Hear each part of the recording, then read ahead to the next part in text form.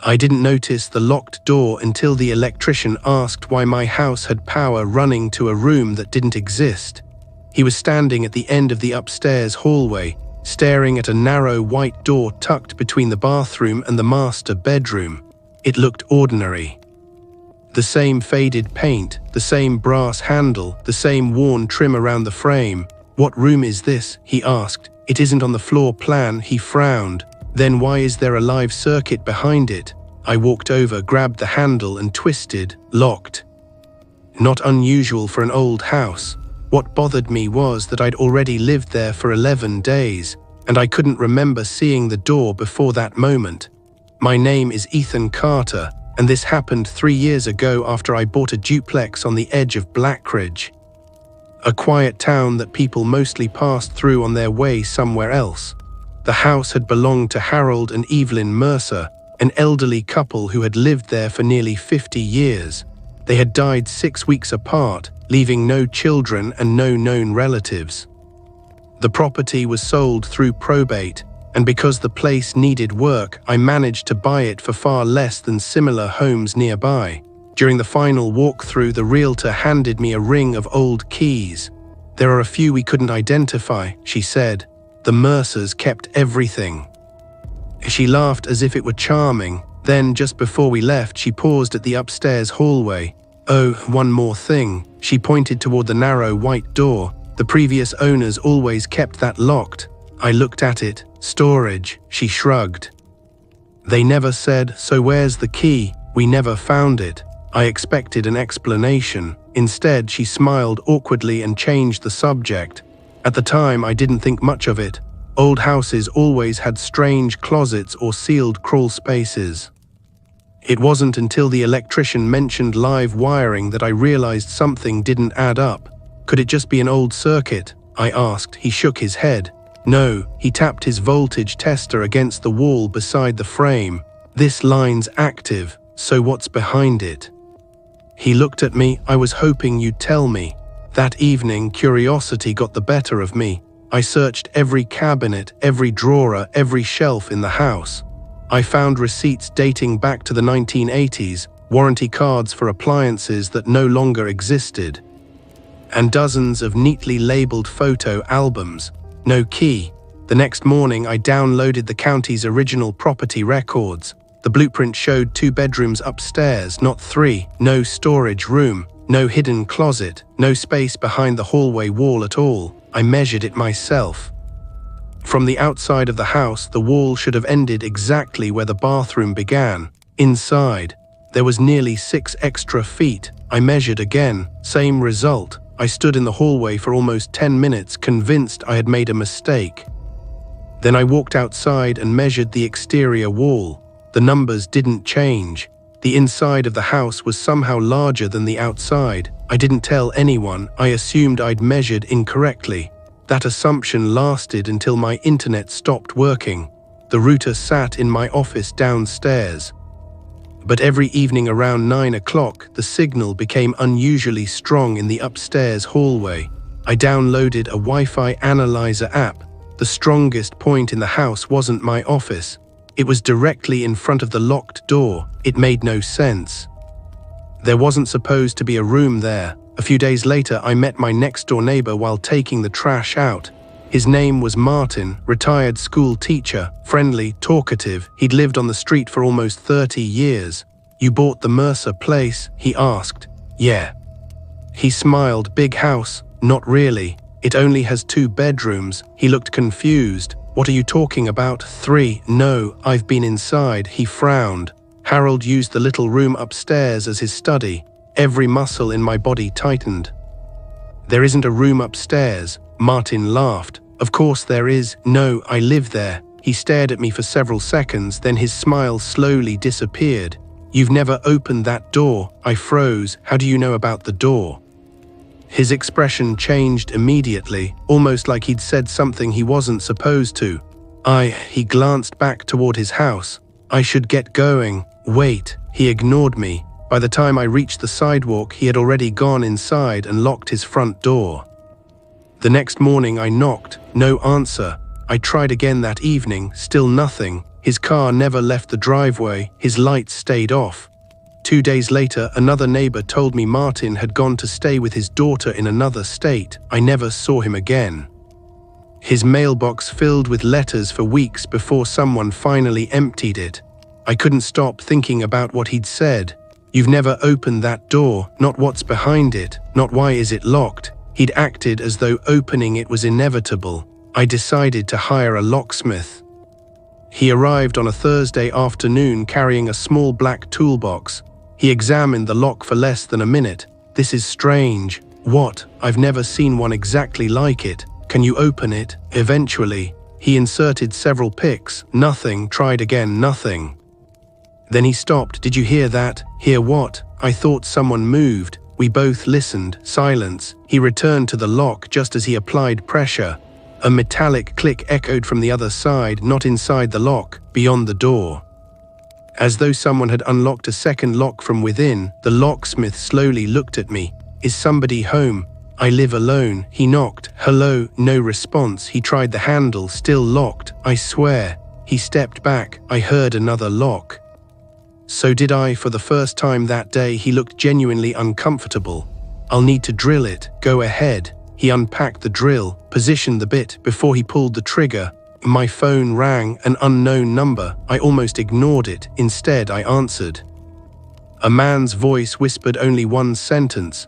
If the door opens today. The line filled with static, then the call disconnected. I stared at the screen. No number available. The locksmith frowned. Everything okay? I think someone just prank called me. He nodded uncertainly and lifted the drill again. The power went out. The entire house fell silent. Not just the lights, the refrigerator, the air conditioner, everything, except one sound, 3 slow knocks from the other side of the locked door. The locksmith lowered the drill without saying a word. Neither of us moved. A 4th knock came, then a 5th, deliberate, patient, as if whoever or whatever was behind the door knew we were standing there. The power returned a second later. The hallway lights flickered back to life. The locksmith looked at me, pale enough that I thought he might leave. Instead, he quietly packed his tools. I'm sorry, he said. I can't do this job. He walked downstairs before I could stop him, from the upstairs window. I watched him throw his toolbox into the back of his van, climb inside and drive away without looking back at the house. I stood alone in the hallway, staring at the door. Then something caught my eye. A small envelope lay on the floor directly in front of it. It hadn't been there before. I picked it up. On the front, written in neat black ink, were just 4 words. You finally noticed it. I unfolded the envelope. There was no letter, just a single photograph. It showed the upstairs hallway, the same wallpaper, the same carpet, the same white door, but the picture had been taken from the opposite side. Someone had been standing behind the locked door, looking out at the hallway. I turned the photograph over. A date was written in faded blue ink. September 18, tomorrow. I barely slept that night. Every creak in the house sounded deliberate. Around 3 in the morning, I walked upstairs again. The hallway was empty. The envelope was still in my hand. The locked door looked exactly the same. I reached out, rested my hand against it. The wood felt warm, not from sunlight, not from the heating. Warm, like someone had been leaning against it from the other side. I pulled my hand away. The next morning, I drove to the county records office. I wanted every document they had on the Mercer house. An elderly clerk disappeared into the archive room. She returned with a thick folder. Most of it was ordinary permits, tax records, inspection reports. Then I found something odd, a renovation permit from 1979. It mentioned an upstairs study, 3 rooms on the 2nd floor, but the attached blueprint only showed 2. Someone had crossed out an entire section with black ink, not digitally, by hand, almost as if they wanted to erase a room from history. I asked the clerk about it. She adjusted her glasses. I've never noticed that. Is there another copy? She searched the system. Nothing. Only the altered version remained. As I left, she called after me. The Mercers came here once. I stopped. When? A few months before Mr. Mercer died. What did they want? They asked if old blueprints could be destroyed. They seemed frightened. Back home, I couldn't stop staring at the photograph. Something finally caught my attention. A reflection in the hallway mirror. The photographer wasn't visible, but someone else was, me, standing exactly where I had been the previous afternoon, wearing the same clothes. The picture had been dated tomorrow. Yet it showed yesterday. That wasn't possible. I searched the house one more time. This time I checked the attic. Hidden beneath loose insulation was a metal lockbox. Inside were 3 journals, all written by Harold Mercer. The earliest entries were ordinary: home repairs, garden work, bills. Then everything changed. One page read, "I finally opened it." The next pages became increasingly desperate. "There is another hallway. It doesn't belong to this house." I walked for 5 minutes and never reached the end. I found photographs of people who haven't moved in yet. I saw today's newspaper 6 months ago. Then one final sentence: "If anyone else buys this house, don't let them open the next door." Next door, there was only one locked door, unless I looked back at the photograph behind the photographer, barely visible. Another white door stood at the end of the hidden hallway.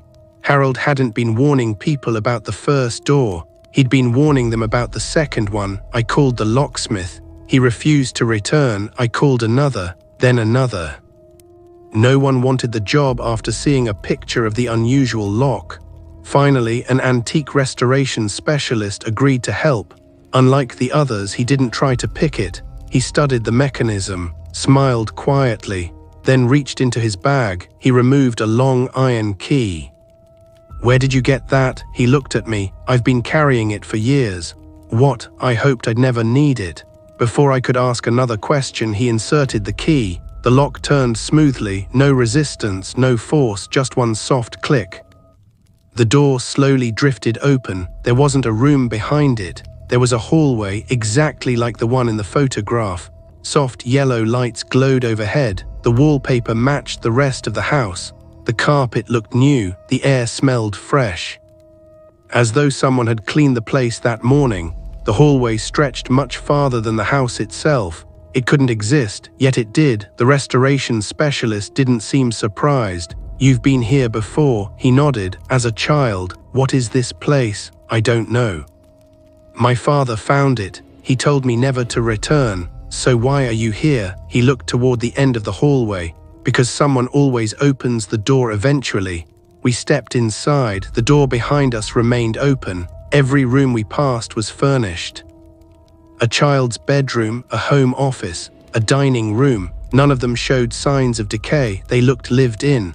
On one wall hung dozens of framed family photographs. Every picture included me. Different birthdays, different holidays, different years. In every photograph I looked older, older than I was now. In one picture, I stood beside an elderly woman I had never seen before. On the back was a handwritten caption: "Ethan's 65th birthday, I was 32. Further down the hallway we found a kitchen. Fresh coffee steamed gently from a mug. A newspaper lay open on the table. The date was 4 months in the future. The headline described a bridge collapse. I took a picture with my phone. The restoration specialist quietly said, "Don't." I ignored him. The camera froze, then restarted. The photo was gone. We kept walking. Eventually we reached another white door exactly like the first. No handle, only a keyhole. The specialist closed his eyes. "This wasn't here before. You said you'd been here." "I have." There was no second door. A sound echoed behind us, footsteps, slow, measured. Coming from the hallway we just walked through. Neither of us spoke. The footsteps stopped. I looked back. Someone was standing nearly 50 feet away. An older man, grey hair, dark jacket. He wasn't moving. I couldn't see his face clearly. The specialist whispered, "Don't wave." I already had. The man raised his hand, not in greeting. He was holding a key, the same iron key. Then he slid it into his pocket. The hallway lights flickered once when they came back. The man was gone. The specialist grabbed my arm. "We have to leave." We hurried back. The hallway seemed longer now. Doors that hadn't been there before lined both sides. Some were slightly open. Inside, I caught impossible glimpses: a hospital room, a classroom, a hotel corridor, a cabin beside a frozen lake. Every place looked real. Every place looked occupied. We finally reached the entrance. The original door was still open. Sunlight poured through it. We stepped back into my house. The specialist slammed the door shut. Without a word, he locked it. Then he handed me the iron key. "I don't want it anymore." He walked outside. I never saw him again. 3 months later, the bridge from the newspaper collapsed exactly as it had been reported. Every detail matched. The number of vehicles, the time, even the photograph on the front page. I sold the house a week later. I never mentioned the hallway. I never mentioned the locked door. I convinced myself I had left everything behind. Last month, I received a plain envelope with no return address. Inside was a photograph. It showed another family standing in the upstairs hallway of my old house. They were smiling. The white door behind them was open. On the back, someone had written 5 words. "They've reached the second door." That was the end of this story. If you've ever experienced something you still can't explain or have a strange story of your own, send it to Tales of the Dark. Your story could become the next nightmare featured on this channel. If you are new here, subscribe to Tales of the Dark, where every story gives you a nightmare.